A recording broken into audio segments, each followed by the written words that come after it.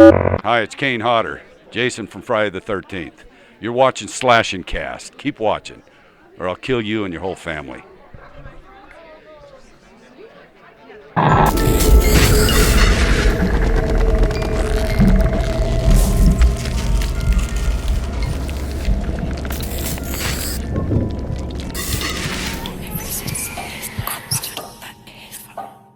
What's going on, horror fans? Welcome to another episode of Slash and Cast. My name is Riley, that is Nick, and we got some more Friday the 13th, the game news to kick things off. Guess what, man? What we've been talking about forever, Tom Savini's skin, okay? That was a DLC pre-order exclusive, okay? We finally got a teaser trailer for it, all right?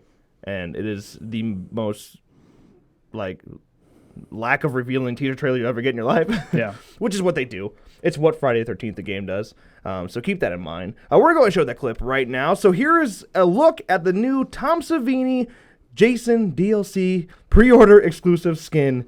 Check it out. Hope you enjoy it.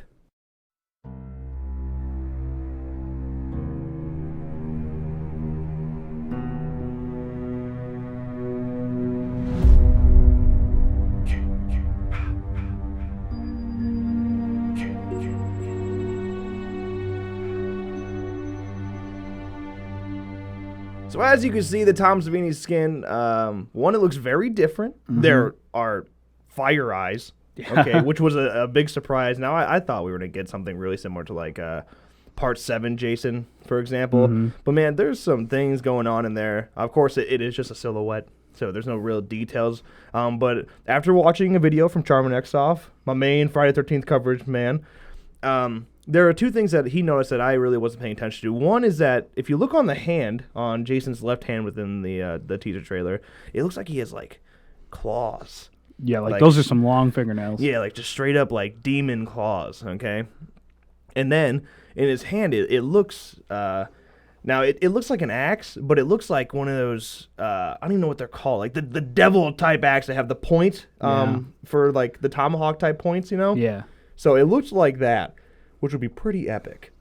Now, I didn't know how I felt at this, at first, seeing the Tom Savini skin. It was I don't know, it felt a little too over the top, but now I'm buying in pretty quickly. The flaming eyes, I was like, that's kind of stupid, but I'm like, that's kind of awesome. It's different. Yeah, it's different. And I'm sure that's what he was going for. Now, I talked to Tom Savini at Texas a while back, and when I asked him, what really went into making the new Jason, he was just really, it wasn't anything too complicated. He looked on websites that were literally just deformed faces, where you can literally just go from picture to picture looking at people with deformed faces, right, with diseases and whatnot. And he went from there. So I don't know how he went from there to this demonic looking thing. Flaming eyes. Yeah. But it is pretty awesome. Okay, now keep in mind, if you want to get your hands on the Tom Savini Jason, you do have to pre-order the game. Now, we do not know when the game comes out, but you are running out of time. They've already extended this deadline once. Originally, it was supposed to be before the backer kit even happened. You had to pre-order before then, which is why we were panicking. We got it so early. Yeah. But they have extended it until the game comes out. So if you want it, it's only, $9? It's $9 for his skin. I'd pick it up, especially because it's only a $40 game. Yeah. So go ahead, pick up the Tom Savini skin, pre-order that thing if you want it. Now, before we move on from Friday the 13th game, I want you to keep in mind that I had a dream. I had a dream. People have been saying, freaking out about this release date. Until they're certified officially, they cannot give us a release date. Even when they do get certified, it has to be 30 days after they're certified. Okay, but I had a dream. Okay, for some reason, Kane Hodder was in my dream. Weird as hell, but I was talking to him at a bar, nonetheless, at a convention, and he knew when the release date was, and he told me May 2nd. Okay, and by chance, May 2nd lands on a Tuesday, which is a typical video game release day. So I'm just saying, you heard it here first. If this game comes out on May 2nd, goddamn. Because Kane Hodder told him in a dream that is the release day of the game. Dude, if that happens, that would be insane. Make me famous. Make me famous. Make me famous because I called it.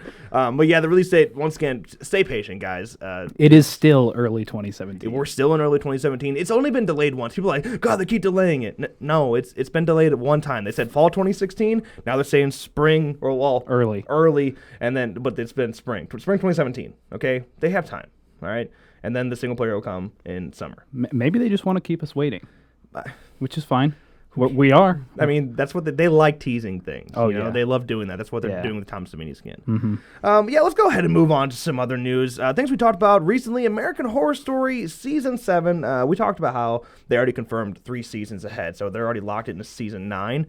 The thing is, American Horror Story likes to stay very secretive on what they're doing, but right now, they just released the theme for Season 7, and it's the freaking election. Like our election. It actually is related directly to the United States of America election. Okay, which I don't know if you know this guy or not, guys, but it's Donald Trump is the new president of the United States. Really? Who would have? So you gotta keep that. You gotta keep that in mind. Now, American Horror Story creator Ryan Murphy revealed the theme for Season 7, saying, "I don't have a title, but the season that we begin shooting in June is going to be about the election that we just went through. I think that will be interesting for a lot of people." It's interesting. That is a way to draw in a new audience, though. Draw in an audience that maybe people that are, like, oh, I don't want to watch American Horror Story, you know. It's a good way to throw away an audience, too. True. So, I don't know. We'll see. I'm kind of interested. I've never watched American Horror Story, and this doesn't make me want to watch it more or less. Now, the thing is, the big question is Trump going to be in the show? And Murphy was asked about if Trump was going to be in the show or not, and he replied, maybe. Maybe Trump might make it. Now, I'm not saying they're not going to actually have a Donald Trump in the show. Like, it's not going to be Donald Trump. I wouldn't think. No, there's no way. Donald Trump would be pissed. No way. He'd be pissed at anything. Let's be honest. He's already mad about this. Yeah. But it's. I imagine there's some character that is like a direct reference to Donald Trump, and there better be one to Clinton too. There better be every stupid election cliche. There better be memes everywhere. That's what I want this season. It might even go as deep as like Ben Carson, like all the Republican candidates. Like it could go that deep. Are they? What I don't know what they're gonna do with this really, because American Horror Story is very weird. It's very original. It always has been, but it's always been like takes a very dark approach to things. Dude, I see this going House of Cards. Yeah. That's what I see them doing. Yeah. Taking away, like, what's scary within the government, the secrets of the government. That would be kind of stupid, too. I don't know. They're playing with fire with the election, but it could bring a new audience. It could throw away an audience. I just hope it's interesting. I hope they make fun of Donald Trump the entire time. That's all I'm really hoping for. But yeah, let's go ahead and move on to our next story. That is The Nun. Now, we talked about The Nun recently, but we talked about in the past that we learned that New Line has scheduled The Nun for a Friday the 13th, July 13th, 2018 release. Not long ago, we also learned that Corin Hardy, who directed The Hollow, was selected to direct The Nun. Okay, Hardy was previously chosen to direct the Crow remake, but that project was put on hold. This is what we talked about recently, that he's got his focus on The Nun now, which was good news. The biggest news we got recently, which was huge, okay, is that the screenplay for The Nun has been written by James Wan and Gary Dauberman, okay? Wan and Peter Safran will serve as producers. The Nun character was played by Bonnie Aarons, but it's not certain if she will return to play it in The Nun. But holy shit, dude, James Wan signed on to write. I didn't see that coming. Dude, because Annabelle was a bomb. Like, it was trash. It was garbage. So the fact that James Wan has the confidence to come back and do a spin-off movie, even though Annabelle sucked, that says something that he has some confidence in the project to write and produce it. I wish he was directing it, but I do have some hope for Corin Hardy. So, we'll see how it goes. But yeah, once again, it is scheduled for a July 13th, 2018 release, which is a summer blockbuster movie. That's what they're going for. Will it be good? I don't know. You would think so with him on board. Yeah. He just doesn't do anything bad. He doesn't. Right. I've never seen him actually miss completely. The closest he gets to missing is like Dead Silence. And I like Dead Silence. Yeah, a lot of people like Dead Silence. Yeah, so Saw, maybe. I don't know. He doesn't do anything bad. He just knows what he's doing within the horror genre. Definitely gives hope for this movie. Yeah, exactly. But Annabelle 2, on the other hand, let's not get into that. Nope. Now, okay. Alien Covenant. We're going to go ahead and move on. Alien Covenant, okay? The prologue, we talked about the trailer before, and it was on our top 10 anticipated list, okay? Because it's Alien, and you got to like Alien. We're going back to the old school 80s type Alien feel here. But we got a prologue the other day, And I really don't know how to say it was other than I didn't like it. Here's the thing. The cast itself is a little bit of a mess. I seriously don't. Here, okay. First things first, we do get a look at James Franco as your main captain. Cool. But he's out of it very quickly, and he's seriously the only one that actually caught my attention. Yeah. That I was like, oh, Yeah. sweet. And then he's gone right away. Now, all right, I'm not trying to upset anyone here, okay? But let's keep in mind that Alien Covenant's purpose, they're going to a new planet to bring life to a new planet to start the human race over somewhere else, okay? That's kind of the point of it. There is a gay couple in this film. And it really just doesn't make sense for the sake of the plot. Right. Okay?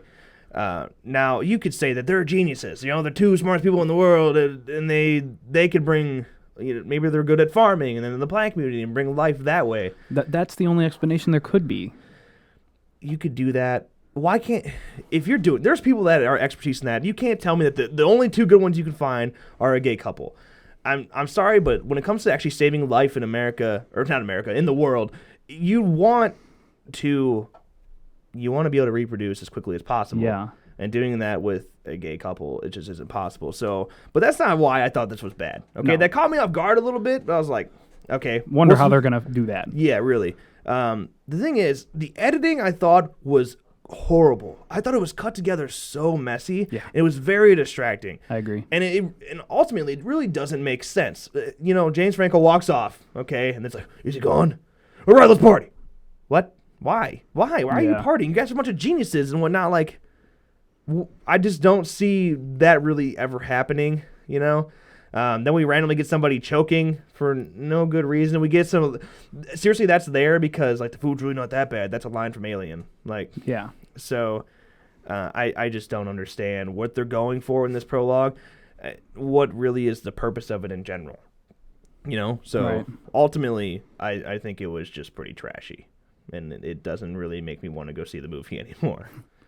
But, Maybe. the big question is, why? Yeah. Like, why do they want us to see this? Yeah, I don't understand a prologue to a movie. Like, how integral is this to the understanding of the movie? If it's not integral at all, why did they make it in the first place? If it is integral, why would you do that? Why would you make something that you have to go see before you see the movie? It doesn't push story or anything. So why? Seriously, all it does, it is the only thing that could really help you at all within the story or like the movie itself is it establishes some characters That they're party animals and they respect their captain a little bit. and I mean we get an establishment of couples. I mean we see who is dating, we see Yeah. the gay couple, we see tension between the girl and James Franco. It's there. We also hear a little bit about xenomorphs. But seriously, it's because this is a prequel. So I don't really understand how they know all of this anyway. Right. Seriously, the prologue doesn't make sense. I don't understand why. Like, a lot of people like it, a lot of people hated it.